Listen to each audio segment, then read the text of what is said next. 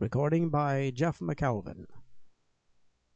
The Old Portrait by Hume Nisbet. Old-fashioned frames are a hobby of mine. I'm always on the prowl among the framers and dealers in curiosities for something quaint and unique in picture frames. I don't care much for what is inside them. For being a painter, it is my fancy to get the frames first and then paint a picture which I think suits their probable history and design. In this way I get some curious, and I think also some original ideas. One day in December, about a week before Christmas, I picked up a fine but dilapidated specimen of wood carving in a shop near Soho. The gilding had been nearly worn away, and 3 of the corners broken off. Yet, as there was one of the corners still left, I hoped to be able to repair the others from it. As for the canvas inside this frame, it was so smothered with dirt and time stains that I could only distinguish it had been a very badly painted likeness of some sort, of some commonplace person, daubed in by a poor pot-boiling painter to fill the second-hand frame which his patron may have picked up as cheaply as I had done after him. But as the frame was all right, I took the spoiled canvas along with it, thinking it might come in handy.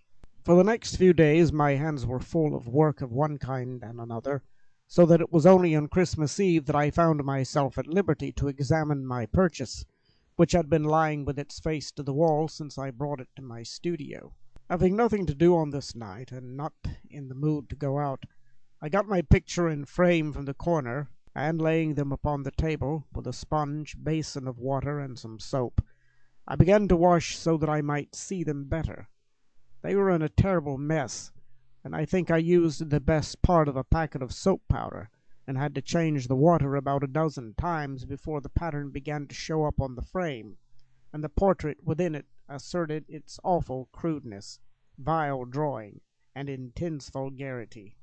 It was the bloated, piggish visage of a publican clearly, with a plentiful supply of jewelry displayed, as is usual with such masterpieces, where the features are not considered of so much importance as a strict fidelity in the depicting of such articles as watch-guard and seals, finger-rings and breast-pins. These were all there, as natural and hard as reality. The frame delighted me, and the picture satisfied me that I had not cheated the dealer with my price, and I was looking at the monstrosity as the gaslight beat full upon it, and wondering how the owner could be pleased with himself as thus depicted, when something about the background attracted my attention, a slight marking underneath the thin coating as if the portrait had been painted over some other subject. It was not much, certainly, yet enough to make me rush over to my cupboard, where I kept my spirits of wine and turpentine, with which, and a plentiful supply of rags, I began to demolish the publican ruthlessly in the vague hope that I might find something worth looking at underneath. A slow process that was, as well as a delicate one, so that it was close upon midnight before the gold cable rings and vermilion visage disappeared and another picture loomed up before me. Then, giving it a final wash-over, I wiped it dry, and set it in a good light on my easel, while I filled and lit my pipe, and then sat down to look at it. What had I liberated from that vile prison of crude paint? For I did not require to set it up to know that this bungler of the brush had covered and defiled a work as far beyond his comprehension as the clouds are from the caterpillar. The bust and head of a young woman of uncertain age, merged within a gloom of rich accessories painted as only a master hand can paint who is above asserting his knowledge, and who has learnt to cover his technique. It was as perfect and natural in its sombre yet quiet dignity as if it had come from the brush of Moroni. A face and neck perfectly colourless in their pallid whiteness, with the shadows so artfully managed that they could not be seen, and for this quality would have delighted the strong-minded Queen Bess. At first, as I looked, I saw in the centre of a vague darkness a dim patch of grey gloom that drifted into the shadow. Then the greyness appeared to grow lighter as I set from it, and leaned back in my chair until the features stole out softly and became clear and definite, while the figure stood out from the background as if tangible, although, having watched it, I knew that it had been smoothly painted. An intent face with delicate nose, well-shaped although bloodless lips, and eyes like dark caverns without a spark of light in them.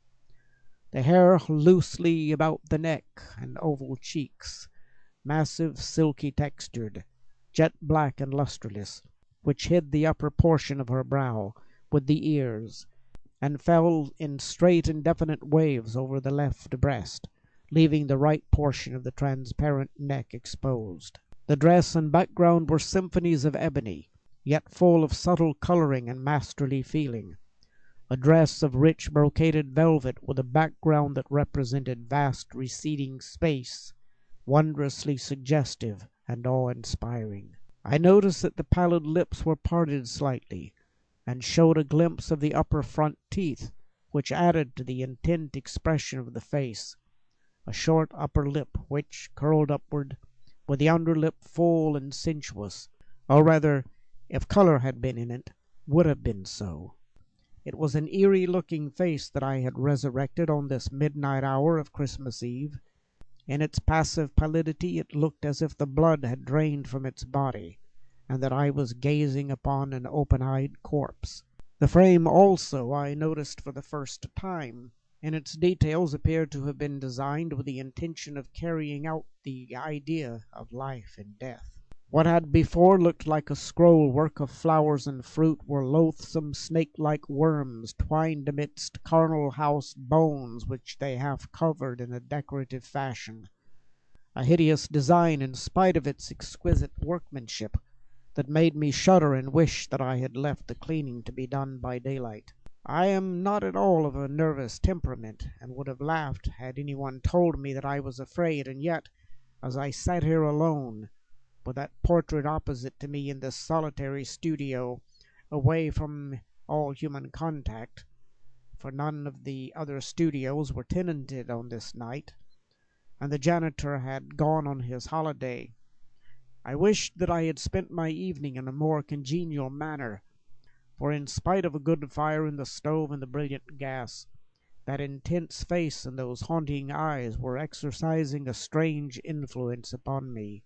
I heard the clocks from the different steeples chime out the last hour of the day, one after the other, like echoes taking up the refrain and dying away in the distance. And still I sat spellbound, looking at that weird picture, with my neglected pipe in my hand and a strange lassitude creeping over me. It was the eyes which fixed me now with the unfathomable depths and absorbing intensity. They gave out no light, but seemed to draw my soul into them, and with it my life and strength as I lay inert before them, until overpowered I lost consciousness and dreamt. I thought that the frame was still on the easel with the canvas, but the woman had stepped from them and was approaching me with a floating motion, leaving behind her a vault filled with coffins, some of them shut down whilst others lay or stood upright and open, showing the grisly contents in their decaying and stained cerements. I could only see her head and shoulders, with the sombre drapery of that upper portion and the inky wealth of hair hanging around. She was with me now, that pallid face touching my face, and those cold, bloodless lips glued to mine with a close, lingering kiss, while the soft black hair covered me like a cloud and thrilled me through and through with a delicious thrill that, whilst it made me grow faint, intoxicated me with delight. As I breathed, she seemed to absorb it quickly into herself, giving me back nothing, getting stronger as I was becoming weaker, while the warmth of my contact passed into her and made her palpitate with vitality. And all at once the horror of approaching death seized upon me, and with a frantic effort I flung her from me and started up from my chair, dazed for a moment and uncertain where I was. Then consciousness returned, and I looked around wildly. The gas was still blazing brightly, while the fire burned ruddy in the stove. By the timepiece on the mantel I could see that it was 12:30.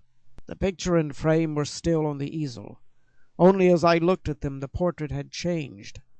A hectic flush was on the cheeks, while the eyes glittered with life, and the sensuous lips were red and ripe-looking, with a drop of blood still upon the nether one.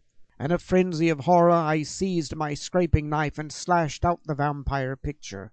Then, tearing the mutilated fragments out, I crammed them into my stove and watched them frizzle with savage delight. I have that frame still, but I have not yet had courage to paint a suitable subject for it. End of The Old Portrait.